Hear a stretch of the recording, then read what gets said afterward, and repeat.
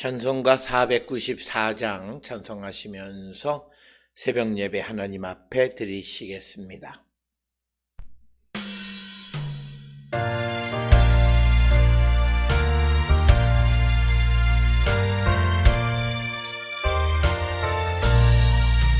만세 반석 열리니 내가 들어갑니다.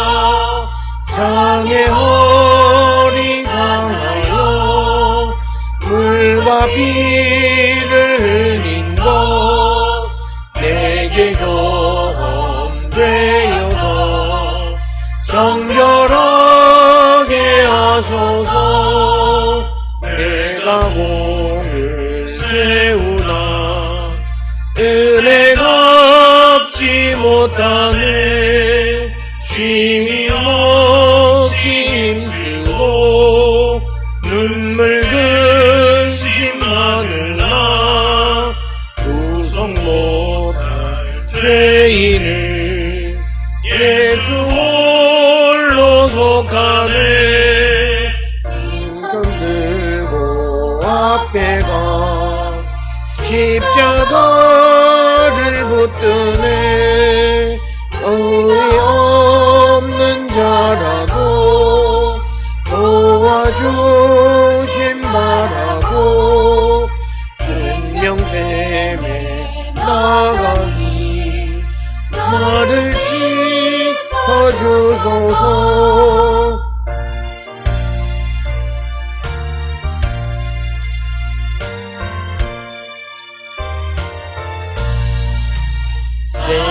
생전 숨쉬고 죽어 세상 떠나서 거룩하신 주 앞에 끝날 심판 당할 때 만세 반석 열리니 내가 들어갑니다.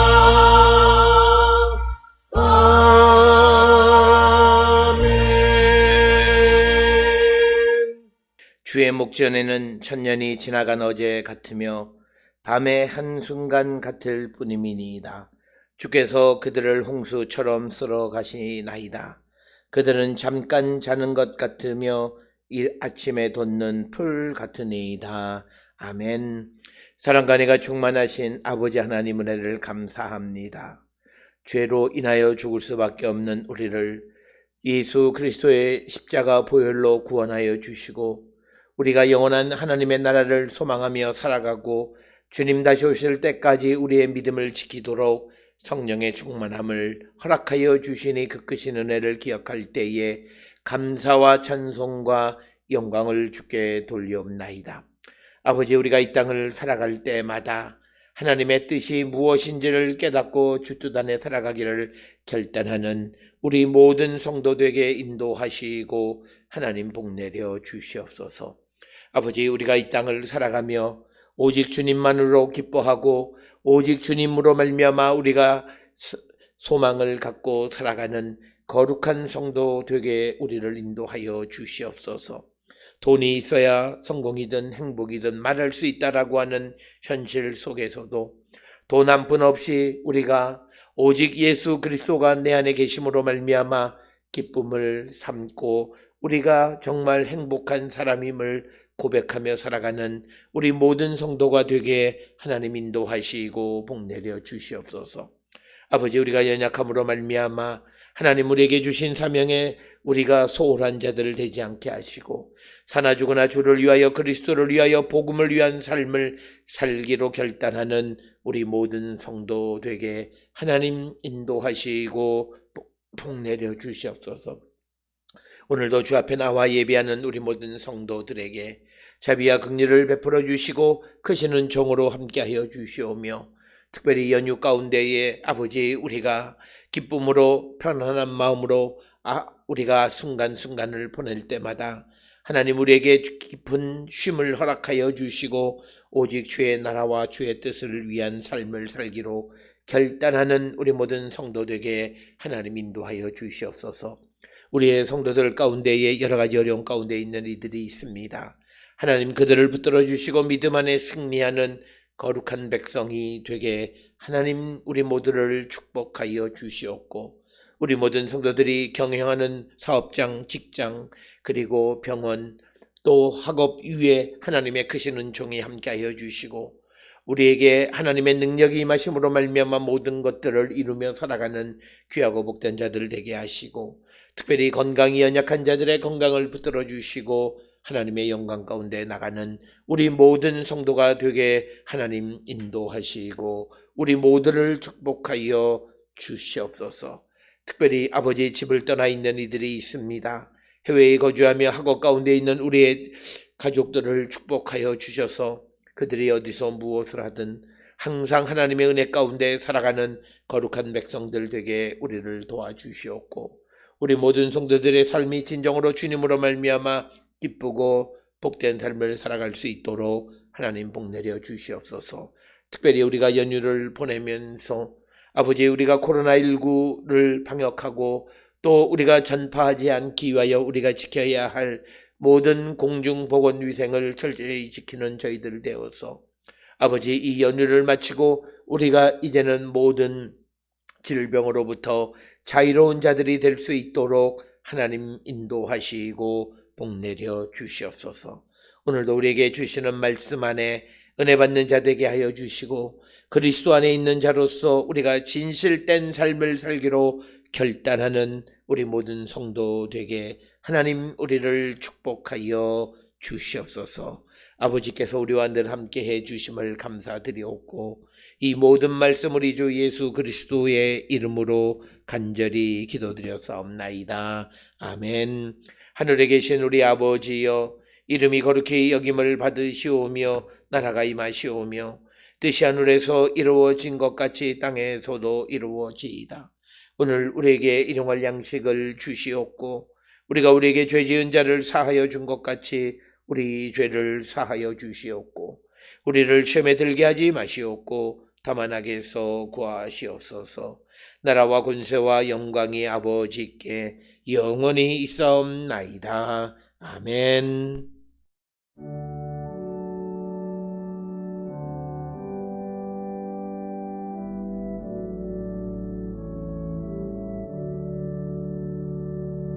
우리 기도를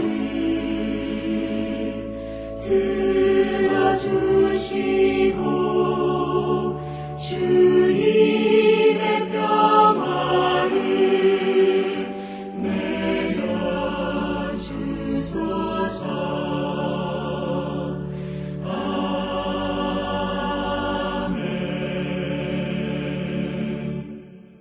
오늘 이 아침 우리에게 주시는 하나님의 말씀 사도행전 24장 17절로부터 23절의 말씀이 되겠습니다.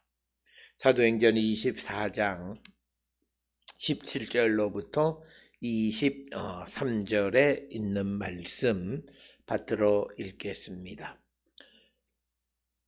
여러 해 만에 내가 내 민족을 구제할 것과 재물을 가지고 와서 드리는 중에 내가 결례를 행하였고 모임도 없고 소동도 없이 성전에 있는 것을 그들이 보았나이다. 그러나 아시아로부터 온 어떤 유대인들이 있었으니 그들이 만일 나를 반대할 사건이 있으면 마땅히 당신 앞에 와서 고발하였을 것이요, 그렇지 않으면 이 사람들이 내가 공회 앞에 섰을 때에 무슨 옳지 않은 것을 보았는가 말하라 하소서.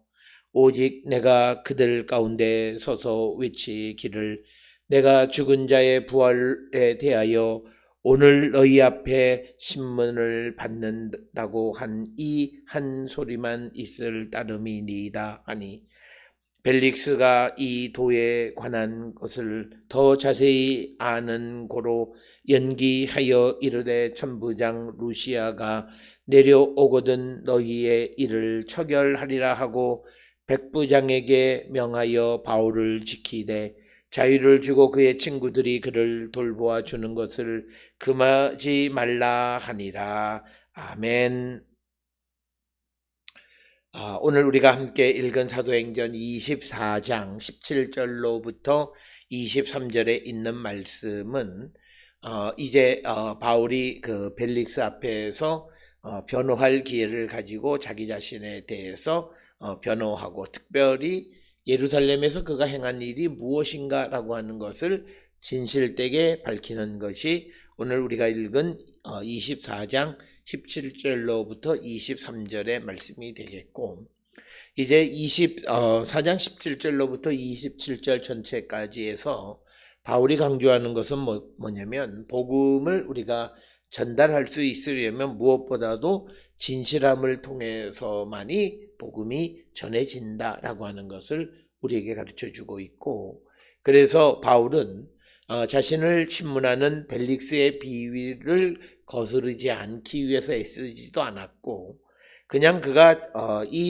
예루살렘에 와서 행한 것을 있는 그대로 진실되게 전했고, 그러면서 그런 진실함 속에서 복음을 전할 수 있는 기회를 얻게 되어졌다라고 하는 것을 우리에게 보여주는 그런 말씀이 되겠습니다.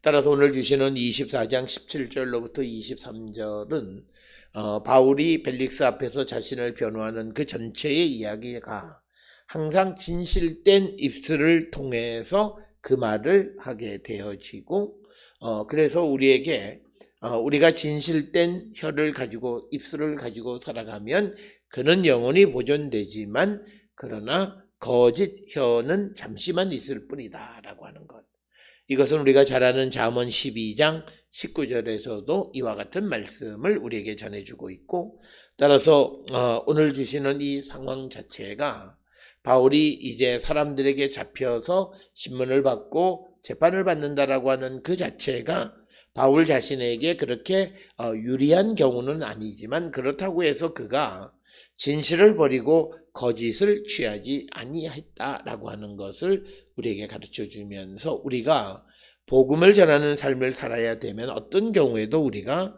거짓된 것보다는 진실된 삶을 살아야 함을 우리에게 가르쳐주는 그런 말씀이 되겠습니다. 오늘 주시는 17절로부터 23절까지에서 바울은 자신이 왜 예루살렘을 방문했고 예루살렘에서 무엇을 행했는가에 대해서 양심의 거리낌 없이, 하나님 앞에 사람 앞에 양심의 거리낌 없이 모든 것을 낱낱이 말하는 것이 오늘 주시는 말씀이 되는데, 특별히 17절에 보면 여러 해 만에 내가 내 민족을 구제할 것과 재물을 가지고 왔다.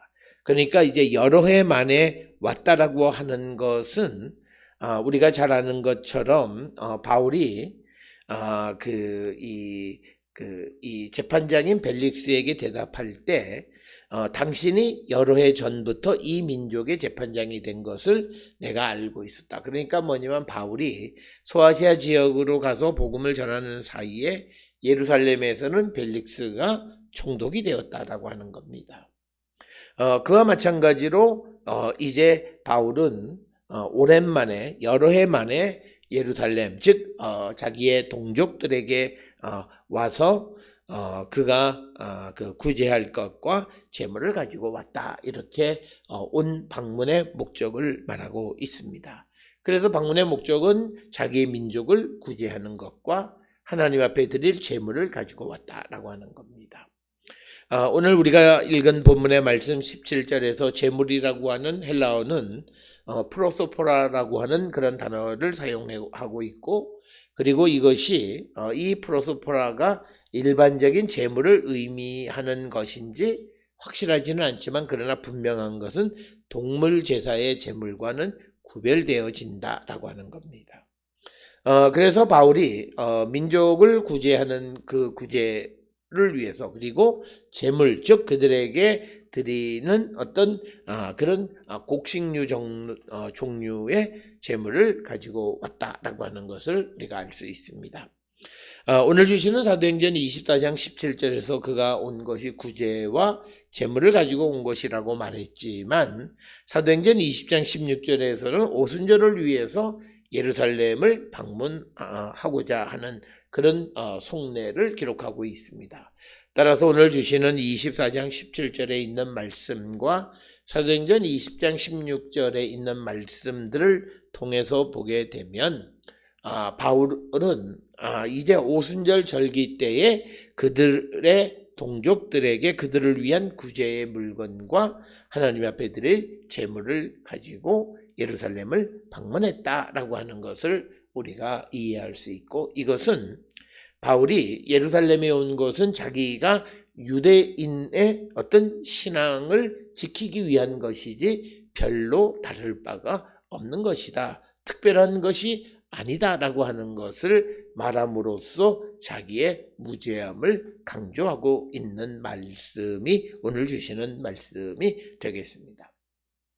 그래서 바울이 강조하는 것은 뭐냐면, 나는 내가 유대인들의 바리새파나 사두개파들과 다를 바 없는, 그래서 그들과는 좀 다른 방식으로 하나님에 대해서 우리가 섬기고 또 율법과 선지자의 글에 기록된 것을 다 믿을 뿐이다. 그래서 바울이 강조하는 것은 자기가 믿는 것은 유대인들의 신앙과 별반 다를 것이 없다라고 하는 것을 다시 한번 강조하고 있습니다. 그러면서 18절에 드리는 중에 내가 결례를 행하여, 이것은 정결례를 얘기하고, 모임도 없고 소동도 없이 성전에 있는 것을 그들이 보았나이다. 그러니까 바울은 예루살렘 성전에서 정결례를 행했고, 그리고 어떤 모임을 하거나 어떤 소동도 없었고, 그저 예루살렘에 있는 것을 유대인들이 다 보았다라고 하는 겁니다. 그래서 예루살렘에 있는 유대인들은 이 바울에 대해서 그렇게 큰 문제가 아닌데, 이제 문제는 아시아로부터 온 어떤 유대인들이 이제 바울에 대해서, 아마도 이 아시아에서 온 이 유대인들은 우리가 측정하기로 빌립보 지역에서 온 유대인들이 아닌가, 이렇게 우리가 추정할 수 있는데, 그들이 바울이 이제 소아시아 지역의 여러 회당에서 그가 행했던 것들, 그래서 마치 바울이 율법을 폐하고 또 어떤 유대인들의 관습과 전통을 폐하는 것처럼 사람들을 선동했다라고 하는 거예요. 그러나 이 아시아로부터 온 유대인들이 이제 바울이 이방인들을 데리고 성전에 들어감으로 성전을 더럽혔다라고 하는 것을 말하기는 하지만, 그러나 정말 바울이 그들을 데리고 간 것은 아니다라고 하는 것을 우리는 알 수 있습니다. 그래서 바울은 자기를 변호하는 데 있어서 자기가 예루살렘에 온 목적과, 그리고 예루살렘에 와서 그가 행한 것은 유대인들이 지켜야 되는 그 규례를 그대로 지켰을 뿐이다라고 하는 것을 강조합니다. 이처럼 바울이 자기가 그 예루살렘에 와서 한 모든 것들이 유대교적인 어떤 신앙에 의한 것임을 강조하는 이유는, 바울 자신이 어떤 유대교로 돌아가기 위한 그런 것은 아니라, 지금 자기를 고발하는 이 유대인들을 설득하고 그들 앞에서 자기가 한 행위가 어떤 의미를 갖는 것인가 라고 하는 것을 장황하게 설명하는 가운데에서 마치 그가 유대교적인 그런 관습과 전통을 따랐을 뿐이다 라고 하는 것을 강조하고 있는 그런 말씀이 되겠습니다. 그래서 바울이 지금 이렇게 자기가 행한 모든 것들에 대해서 이야기하는데, 그런데 이 이야기를 듣는 벨릭스는 이미 루시아로부터 편지를 받았고 바울로부터 어떤 죄를 찾을 수가 없다라고 하는 그런 사실을 이미 알고 있습니다.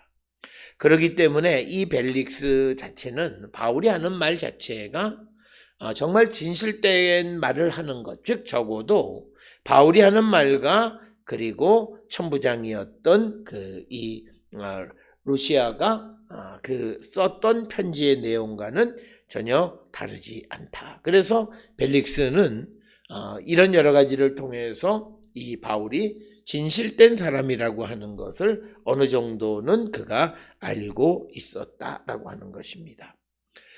바울이 당당한 것 중에 하나는 그가 진실되고 하나님과 사람 앞에서 마음의 어떤 양심에 꺼리낌 없는 그런 삶을 살았던 그런 사람이기 때문에, 그가 늘 이야기하는 것 중 하나는 뭐냐면, 만약에 나를 고발하고 내가 정직한 일, 그리고 내가 그 사실대로 지금 내가 말하고 있지 않는다면 사람들을 세워서 무엇이 옳지 않은가를 말해 보도록 시켜봐라 라고. 그래서 총독에게 나에 대해서 사람들이 정말 자기들이 본 증인이 있고 또 본 사실이 있다면 그것이 무엇인지를 정확하게 와서 증언하도록 해봐라 라고 할 정도로 바울은 진실된 삶을 살았다라고 하는 거예요. 그래서 우리가 복음을 전하고 복음의 핵심 자체가 진실함을 통해서 전달되어지는 것이다 라고 하는 사실을 우리가 꼭 기억을 하셔서 오늘 우리에게 주시는 이 말씀들을 통해서 우리가 복음을 잘 전할 수 있는 사람이 될 수 있으려면 바울처럼 모든 것에 대해서 특별히 내가 어려운 상황에 처해 있다고 할지라도 우리가 두려워하지 말고 진실된 말을 할 줄 아는 그런 성도가 되어야 함을 우리에게 보여주는 그런 사건이 오늘 우리가 주시는 말씀이 되겠습니다. 그래서 19절 20절에서 나를 반대할 만한 일이 있으면 당신 즉 총독 앞에 와서 고발하라 그러라. 그리고 이 사람들이 내가 공회 앞에 섰을 때 무슨 옳지 않은 것을 보았는가 말하라 하소서. 그러니까 예루살렘 공회에서 바울이 뭔가 옳지 않았는가라고 하는 것, 그것을 본 것이 있으면 말하게 하소서라고 말할 정도로 바울은 자기의 삶이 진실되고 조금 더 거리낌이 없다라고 하는 것을 수차례 강조하고 있고, 특별히 공회에 있을 때 내가 그들 가운데 서서 외치기를 내가 죽은 자의 부활에 대하여 오늘 너희 앞에 신문을 받는다고 한 이 한 소리만 있을 따름이다. 즉 공회에서 내가 한 말은 딱 하나, 내가 죽은 자의 부활에 대해서 부활 때문에 내가 오늘 신문을 받고 있다라는 말을 했다라고 하는 그것을 내가 말했다라고 하는 것을 바울이 사실 있는 사실 그대로를 전하고 있는 겁니다. 그래서 22절에 벨릭스가 이 도에 관한 것을 더 자세히 아는 고로 연기하여 이르되 천부장 루시아가 내려오거든 너희 이를 처결하리라. 그러니까 바울 그리고 바울을 이제 고발한 소위 더둘로라고 하는 그 변호사, 그리고 대제사장 아나니아 장로 더둘로, 이들의 고발에 대해서 이제 벨릭스는 바로 직결하고 자기가 알고 있는 것에 의해서 판단을 하는 것이 아니라 오히려 루시아에게로 책임을 전가하는 듯한 그런 입장을 취하는 것을 우리가 보게 됩니다. 그래서 루시아가 내려오면 그때 너희들의 일을 처리할 것이다 이렇게 말하고 있고, 그래서 23절에 백부장에게 명하여 바울을 지키되 자유를 주고 그의 친구들이 그를 돌보아 주는 것을 금하지 말라. 그러니까 23절에 있는 말씀은 바울을 가택연금 상태로 내버려 묶어두라라고 하는 것이고, 이렇게 바울을 가둬두긴 하지만 가택연금 상태에서 자유를 보장해 주는 것은 무엇보다도 로마 시민인 바울의 죄가 구체적으로 결정되지 않았기 때문이다 라고 하는 것을 우리가 짐작할 수 있고, 특별히 오늘 주시는 22절에서 이 벨릭스가 루시아가 내려오거든 너희를 처결하겠다고 하는 말은 우리가 루시아가 보낸 편지를 벨릭스가 읽었다라고 하는 사실을 아는 우리들로서는 조금은 이해가 되지 않는 매우 의아한 일이다 라고 하는 겁니다. 왜냐하면 루시아가 이 바울의 사건에 대해서 어떤 입장을 취하고 있는지 이미 이 벨릭스는 알고 있기 때문이다 라고 하는 것이. 그럼에도 불구하고 이 벨릭스는 이제 자기가 그 바울에 관한 사건을 판결하기보다는 루시아를 기다린다 라고 하는 것입니다. 자, 오늘 주시는 23절까지 바울이 벨릭스 앞에서 자기가 예루살렘에 와서 행한 일이 무엇인가를 소상하게 벨릭스에게 증거하는 그런 모습, 그것을 통해서 자기를 변호하고 있다라고 하는 겁니다. 오늘 주시는 이 본문의 말씀을 통해서 여러 차례 우리가 강조하지만 우리가 복음이 잘 전달되어질 수 있으려면 무엇보다도 우리의 삶이 진실된 삶을 사는 자들이 되어야 하고 조금 더 숨김없는 그런 삶을 사는 자가 되어질 때 우리가 복음을 훨씬 더 수월하게 전할 수 있는 기회를 얻을 수 있다라고 하는 것입니다. 그렇기 때문에 우리가 복음을 전하는 자로서 우리에게 주어진 사명을 감당하고자 할 때에 무엇보다도 진실되고 그래서 그 진실함 때문에 우리가 하는 말에 힘을 얻을 수 있는 것. 그래서 오늘 주시는 24장 17절로부터 23절의 바울의 모습은 매우 당당하고 그래서 누군가가 나를 고발했다면 내가 무엇을 잘못했다면 와서 말하라 그러고 증인을 세우라고 이렇게 당당하게 요구할 수 있었던 것은 그가 조금 더 꺼리낌이 없는 그런 삶을 살았던 자들이었고 그래서 우리가 바울이 복음을 잘 전할 수 있었던 여러 가지 이유 중에서 그가 이처럼 진실된 삶을 살아가는 자였기 때문에 무엇보다도 복음을 잘 전할 수 있었다라고 하는 것을 우리에게 가르쳐주는 말씀이 되겠습니다. 따라서 오늘 주시는 이 본문의 말씀들을 통해서 오늘을 살아가는 우리들의 삶을 한 번쯤 우리가 돌아보는 자들이 되어야 합니다. 우리는 우리가 직면한 어떤 어려움이 있으면 그 어려움을 해결하기 위해서 순간순간 거짓된 입술이 되어질 때가 너무나 많은 자들입니다. 그래서 어떤 순간을 모면하기 위해서 거짓말하는 경우도 있고 그래서 어떻게 하든지 그 순간만 모면하면 된다라고 하는 생각에 사로잡혀 있는 자들이 많이 있다라고 하는 것. 그것은 우리가 복음을 위한 일꾼의 삶으로 바람직한 모습은 아니다라고 하는 것을 우리가 분명하게 알고 무엇보다도 우리는 진실된 삶을 살아갈 때 그때 우리의 삶에는 힘이 있다라고 하는 겁니다. 이 세상에서 진실보다 더 힘 있는 것은 없다. 그것을 우리에게 분명하게 가르쳐 주시는 그런 말씀이 되겠고 그래서 바울은 그가 입술을 통해서 복음을 전하는 자이기 때문에 그 입술을 통해서 또 거짓말을 하거나 그 입술을 더럽히는 자가 아니었다라고 하는 것. 그렇기 때문에 그는 어떤 상황에 처할지라도 당당할 수 있었고 복음을 마음껏 전할 수 있는 그런 자였다. 그래서 오늘 우리가 세상을 살아가며 우리가 복음을 잘 전하지 못하는 것 중에 우리의 삶이 진실되지 못한 이유가 있지는 않는가 우리는 한 번쯤 돌아보고 성찰하는 자들이 되어야 할 줄 믿습니다. 그래서 우리는 어떤 경우에도 우리의 삶이 진실된 삶을 살아가기를 결단하고 그런 삶을 사는 그런 거룩한 하나님의 백성들이 되어질 때 우리는 훨씬 더 복음을 잘 전할 수 있는 자. 그리고 우리가 그렇게 진실된 삶을 살아갈 때 우리는 어떤 어려움 속에서도 두려움 없는 삶을 살아갈 수 있는 것은 우리가 진실되기 때문에 하나님은 이 진실된 입술을 영원히 보존해 주시고 거짓된 입술을 잠시 동안만 있게 되고 후에는 멸망하게 되어진다라고 하는 것을 우리에게 분명히 가르쳐 줍니다.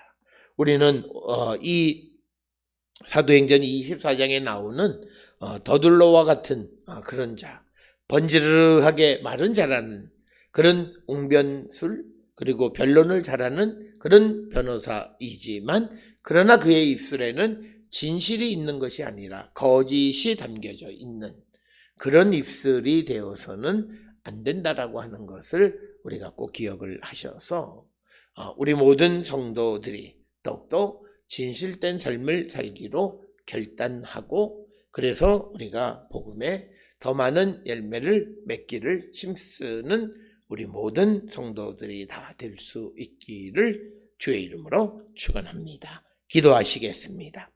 사랑과 은혜가 충만하신 아버지 하나님 은혜를 감사합니다. 우리가 세상을 살아가는 모든 삶이 하나님의 뜻 안에 있고 또 모든 삶이 우리가 복음을 전하는 기회로 삼아야 할 터인데 그렇기 위해서는 무엇보다도 우리가 진실된 삶을 살기로 결단하는 거룩한 성도가 되게 우리를 인도하시고 하나님 복내려 주시옵소서. 오늘도 우리가 세상을 향해 나갔고 10월의 첫날을 시작했사오니 이 한 달, 이 남은 한 해에도 하나님의 은혜가 넘치는 거룩한 성도 되게 우리를 인도하시고 축복하여 주시옵소서.